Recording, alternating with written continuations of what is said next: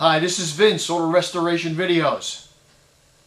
Make sure you check out my website, autorestorationvideos.com. Click on my Facebook link to get more detailed information on this video. Okay, now a lot of times when you're working on an interior of a car, you're going to run into more problems than just the upholstery. For example, just ran into this problem with a bad connector. The connector is all corroded. One of the wires actually fell off. Now, you as an upholsterer, it's your responsibility to fix this. Okay, it's not just upholstery. You're responsible for the whole interior of the car. Alright? Now, how are you going to fix that? Let's say you got a connector, like on an old car like this that's over 30 years old. Where are you going to find that connector? Chances are you're not going to be able to find that same original connector anywhere. So you're going to have to fake it. Okay? Where are you going to fake it? Well, a lot of these places that carried stuff like this either don't carry it anymore, they don't want to be bothered, or they're not making enough money on it, so you're screwed. Okay? But if you go to Radio Shack, there's a small chance you could pick up a cheap Chinese connector. I know. I said it. A cheap Chinese connector, because that's all you can get, and put it in the car. Now, sometimes that's easier said than done, because your wires might actually be corroded on the inside. Okay? Now, that's bad. You got to cut that wire all the way back and find out where that corrosion disappears. You might have to replace the whole wire. Now, you can splice a piece of wire in, but you have to be very careful. You really shouldn't. You should just replace the whole wire. A lot of people think they're going to put a quick connector in there, but that just makes it look cheap, and after not too long, that connector is going to get corroded in there, and you're going to lose your connection. That's a cheap fix. You really shouldn't do it. The right way to do it is just strip the wire back, a ½ inch on each side, roll it together, solder it together, and then wrap some little bit of tape around it. Make sure you have some shrink wire, shrink tubing. Have the shrink tubing on the wire before you solder it together. Slide it over your repair. Get yourself a heat gun and shrink it down. Now that's the best way to do it, is by soldering the wire together. Okay? I hope I don't have to run into that problem, but it's a possibility. Now, this connector I'm going to show you comes off the seat belt. It's the wire that senses when you don't have your seat belt on, and a little light goes on your dash saying, you know, fasten your seat belt. Well, this thing is broke, so we're going to have to fix it. So I'm going to bring the camera around and show you what I saw when I was working on this car. Now, this may seem simple to some people, but some other people really are clueless, let me tell you. And you're going to have to fix this as an upholsterer. Now, this is the connector that we're talking about. You see, we have two wires going in it right here, and two wires coming out. But this one is so corroded that it actually broke off. Now, if I could get a better close-up shot, you could see inside of this connector here, where these two come together, it's all corroded with green corrosion, and it's a disaster. Okay? So we have to replace this whole connector. I was having a hard time even getting this thing apart. But even if you could, you know, somehow put that wire back in here, the connectors themselves that touch each other in here are shot. I mean, they're really shot. They're corroded too and everything. Forget, this car is over 30 years old. So we're going to get ourselves another connector and install it. We have to check this wire. Cut this wire back, and we're going to try first cutting it back about maybe an inch. See if we have nice clean copper wire. If it's all black and there's corrosion inside, we're going to have to replace, probably trace this wire all the way back to see where it came from. See if there's another split or something. We probably have to replace this whole wire, and maybe even this one too, because I don't like the way the other one looks either. So I'm going to go ahead and get that other connector now. Basically, this is what you get for $2.50 down at Radio Shack. They should change the name to Radio Crap. Now, we have these two connectors here. These are two male connectors. They fit inside these two. Okay? Now, these two fit inside of the female connector. These two fit into the other connector with the smaller holes. Okay? And they just snap together. Now, you can crimp them to the wires, or you could solder them. I'd strongly suggest soldering your wire in here, not crimping it. Whenever you crimp something, it's only a temporary repair in my eyes, because it will soon corrode up and you'll be messed up. Okay, so now what we're going to strip back our wire until we get to good wire, and see if we have to replace the wire. Then we're going to replace the wire if we have to, and strip it back about maybe ½ inch. Put it in here, get a soldering iron, heat it up, put some solder, tin. You got to tin your leads first, then put them in here. Tin, you got to put a little bit, we'll show you that. We're going to put a little bit of acid flux on it, and then we'll put some solder on, and it'll soak right through the whole wire. Then we stick it in here, and we'll show you that. Lots of times you could just feel this wire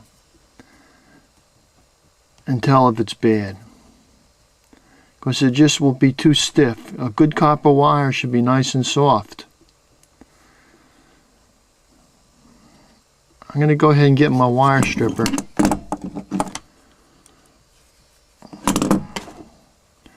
and cut this thing back. Now, since this wire is so short already, you see, we only have about 3 inches that we could cut off, I'd say most. And they're going to have to replace the wire. So I'm going to go ahead and strip this back and check it out. This is what the inside of that connector looked like. You see all that green corrosion in there? That's bad. Well, I found out that this wire's better than I thought it was. I'm just going to cut off about maybe ¼ inch. Then I'm going to go ahead and tin this end. Now, this is the tools you will need to complete this job. You will need yourself a soldering iron. This one has adjustable temperature on it, with a wet sponge to clean off your tip. They also have those ones that are like little guns. You pull the trigger on them, and when you pull that trigger, you get whatever temperature they think you need. But yeah, you could do it with that. And over here, I have some rosin core solder. Okay. And over here, I have flux that will help clean the steel so the solder will work better, even though I have the flux right inside the solder here too. And here I have what is called a third hand. You can put a piece in here, and you can hold the wire with one end with one alligator clip, and you can hold a piece with the other. Then you can just go ahead and solder it without having to hold either end. These things are great if you use them correctly. And over here is a pointy nose pliers with a little cutting tool on it. And over here is a wire stripper. I suggest he only used these things for about 3 or 4 years. Then after that, throw them out and get a new pair, because once they start going dull, they're more of a headache than a fix, I think. Like this one is ready to chuck already. So I'm going to go ahead and cut that wire back here. I'm going to cut about a 1/4 inch off this, because that's where my corrosion stops. All right, I'm gonna cut, after I cut that and I solder it, tin it. We'll show you. Then we're going to go ahead, and put it in our connector.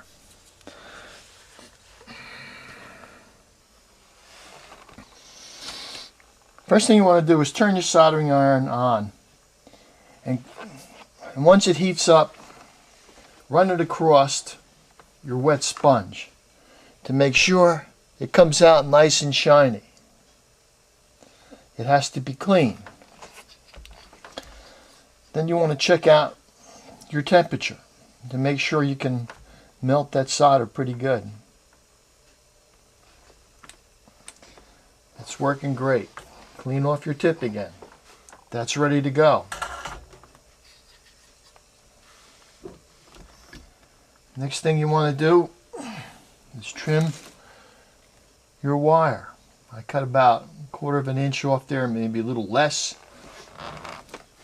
And I just twisted it. Now I'm going to stick that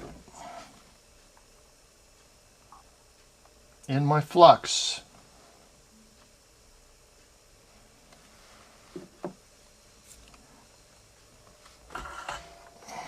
Then I'm going to melt it. Don't breathe that smoke. Not good for you.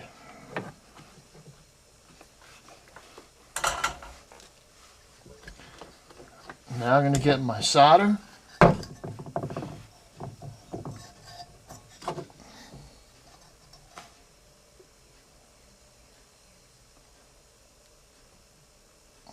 See, I should really be using my third hand here.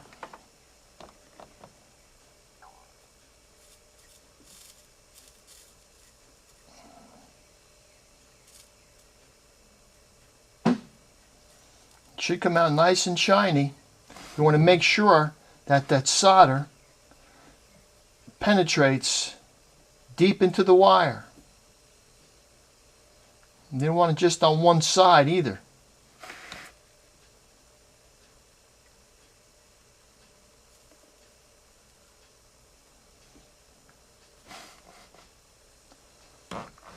It should look like it should look all silver.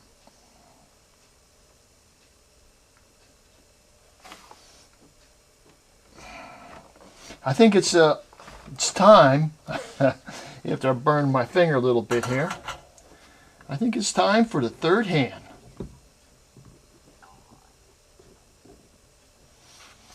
Now you see why we use the third hand. Straighten out your solder a little bit.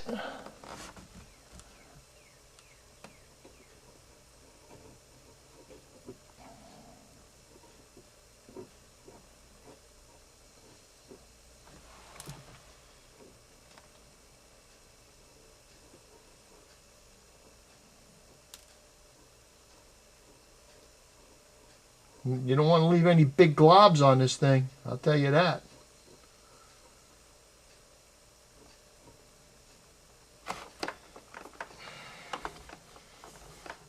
Lots of times you look at this and it look like your solder isn't melting right. It's because you got a dirty tip.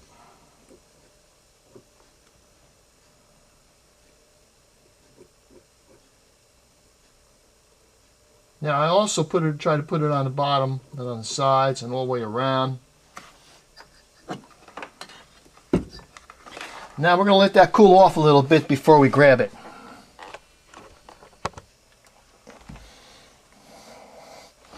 Now you want to break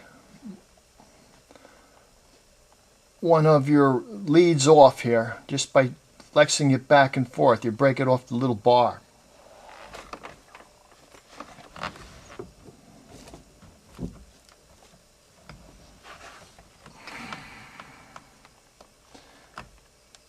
I was having a little wire sticking up on the end there for some reason. Now let's go ahead and see if I can get it in here. It was a tight fit before. Push this all the way in, like so.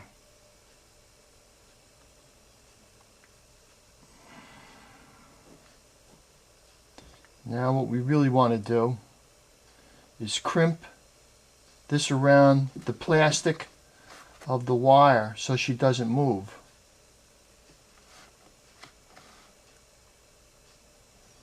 I'm just going to show you this with one, because once you know how to do one, you can do them all.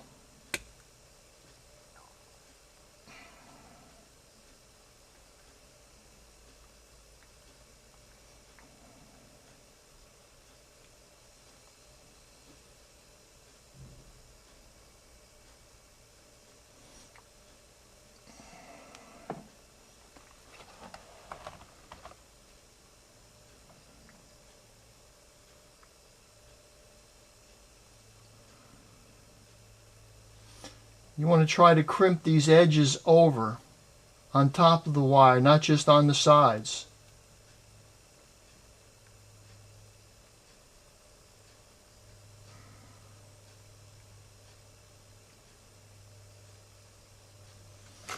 Now, after you do that, you put your wire back in your little fixture here.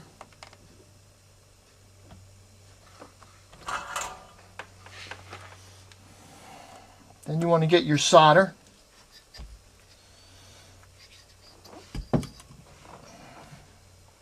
Maybe you could put a little more flux in there, wouldn't hurt. We have a little flux on the end of our solder here. Clean that tip off a little more. Then we're going to heat up.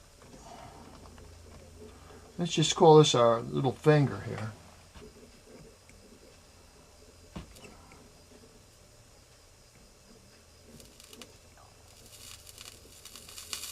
Then we want to feed in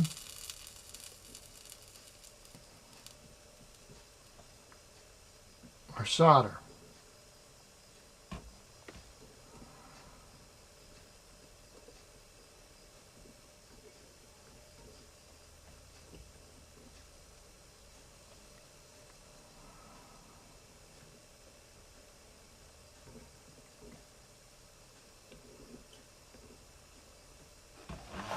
Now,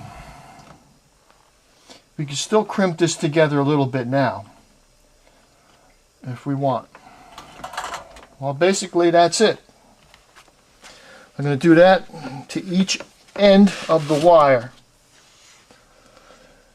And then we just get these fingers and we stick them in the back of the connectors. Now the little ones, like the male ones, just get pushed into the back over here. Alright? And the female ones, they have a little bigger hole. And you push them in the back of the one that's a little bigger. And you just stick them together and you have your connection. That's really all that's to it.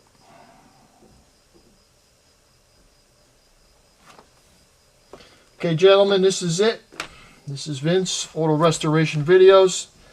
I want to keep going with this video because, like I say, once you do one, you can do them all. Let's just show you here. Now, that's loaded with solder. That is solid. So we're going to put this in one side.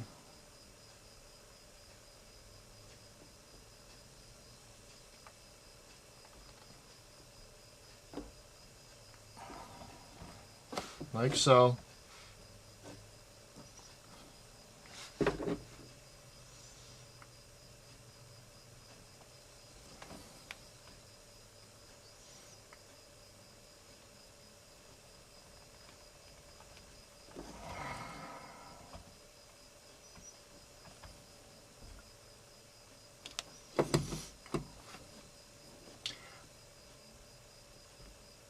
think I might have to crimp this together a little more. No, she's pretty tight. I would think this would stick out a little better.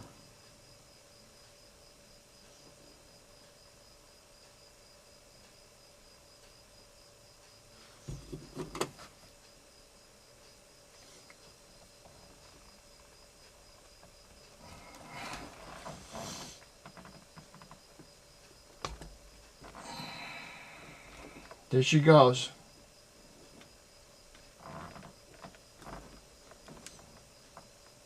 She's in.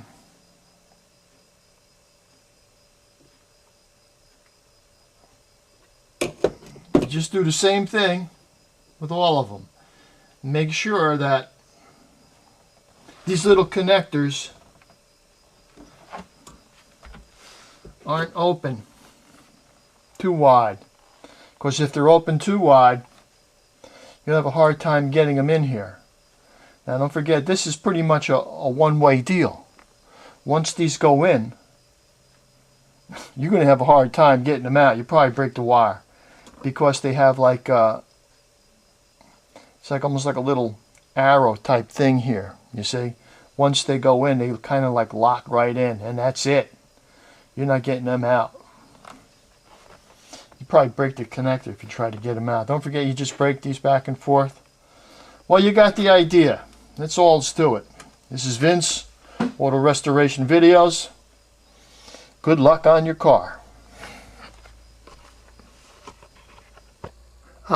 There's just one more thing.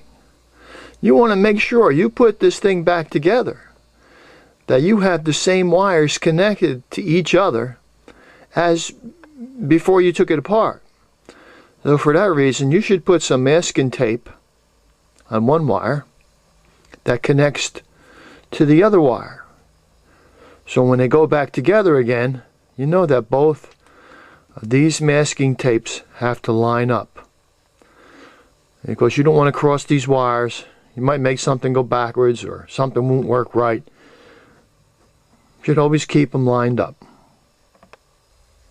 There's just one more thing. On the female lead, you only got to cut, on the female insert, you only got to cut your wire down. Well, you still cut it a ½ inch, but you fold it back onto itself. So only a ½ inch of it goes up to here. And that's what you have to solder. And you have to be careful. You don't put too much solder in, or it's going to come up underneath these flares. Then you won't be able to get it in the plug. So only use a little bit of solder right back here. Don't forget that male connector has to come all the way in here. So if you had that wire sticking all the way out here, it wouldn't fit. Now you could do that and get away with it on the male. For obvious reasons you can get away with it. Because, you know, it goes all the way to the tip. But over here, you got to leave this hollow. Then you should be good to go.